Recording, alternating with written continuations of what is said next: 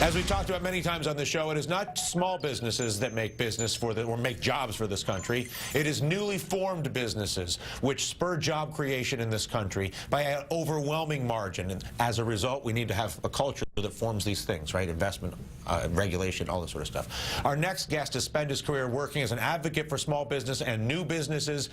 New figures, unfortunately, continue to show that this type of business is in desperate need of more support. More than 60% of small business owners say it is harder now than it was 4 years ago to get loan financing. If you look at equity investment in this country, it is very hard in that market. Let's say $25,000 to $50,000 up to $2 or $3 million in investment, almost impossible to come by. That is where new business starts. Lloyd Chapman is the president and founder of the American Small Business League. It's an independent, nonpartisan small business advocacy organization.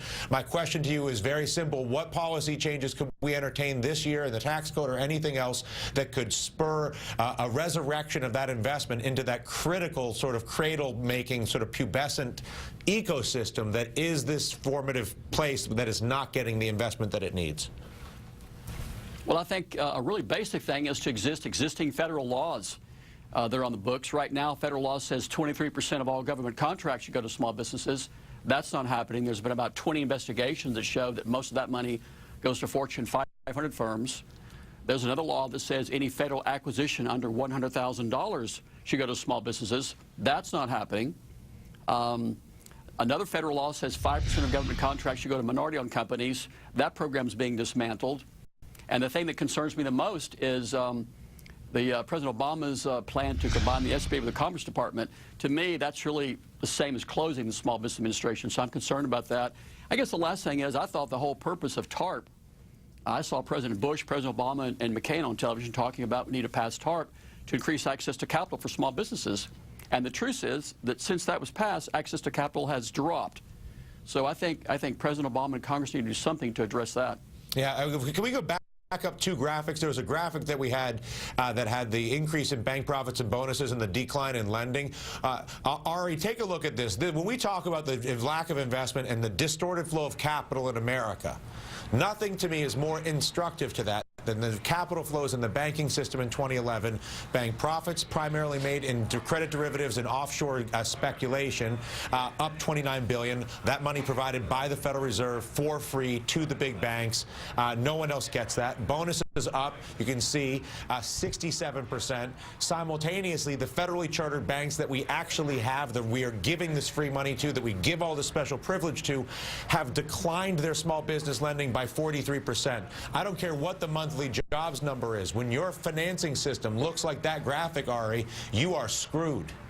Yeah, and that's why people are angry. That graph really illustrated it well. I wanted to ask Mr. Chapman, though, the Obama administration has made small businesses a major theme of the State of the Union address and of policy this year. And so do you think that his policies aimed at helping small businesses have had any impact? And do you see any glimmers of hope on that front?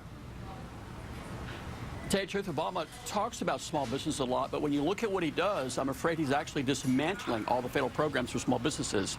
The latest data that we've compiled from the government shows that the top 100 recipients of federal small business contracts, 70 are large businesses. So you're talking about companies like Lockheed, Boeing, Northrop, Raytheon, Finn Mechanica in Rome with 73,000 employees, Rolls-Royce, British Aerospace, all getting federal small business contracts. And again, the move to combine the SBA with the Commerce Department, that's a 30-year-old thing that the large corporation have been trying to get to dismantle this federal program that directs 23% of the contracts to small businesses. So when you look at what he does, I don't see him doing anything that's pro-small business. I see him doing things that I would say are anti-small business. It seems, Crystal, that our politicians are mastering the rhetoric, but they learned to talk the talk on both sides of the aisle, but they don't seem to be learning. They don't understand how to walk the walk. Yeah, that's absolutely right. And actually, Mr. Chapman, this is Crystal Ball. If we could go back again to talking about that graphic that Dylan put up, I mean, let's dig into that.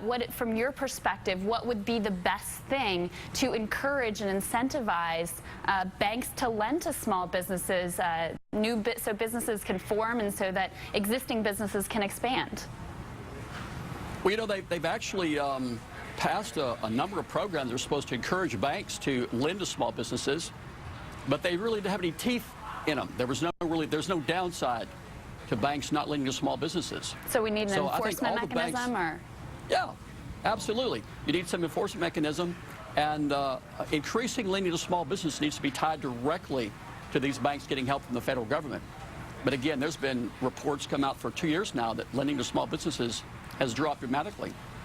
And if you don't have the culture of experimentation that can only exist in an environment of of all these little incubators and ideas being germinated, you're never going to solve problems. You're never going to. You don't seize the greatest American thing, which is the experiment.